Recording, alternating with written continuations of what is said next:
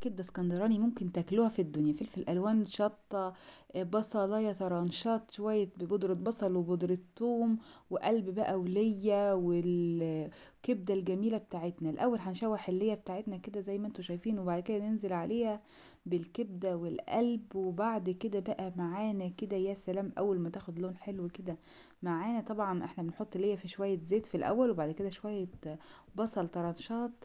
طبعا الوصفة كاملة موجودة عندنا على القناة بتاعتنا، فيديو احلى تشويحة، تشويحة فراخ وكبدة وحاجة كده ما حصلتش. هنحط البصلاية بتاعتنا شوية كده وتتشوح وتاخد لونها الحلو، ونحط الفلفل الالوان والفلفل الرومي الاخضر المشطشط بقى، وشوية الشطة الحراقة بقى على حسب ذوقك انتي، بودرة بصل، بودرة ثوم، بابريكا، في بهارات سبعة، وننزل بشوية ملح بقى ورشة ليمون في الآخر، وكزبرة مع توم، وبألف هنا وشفا على قلبك.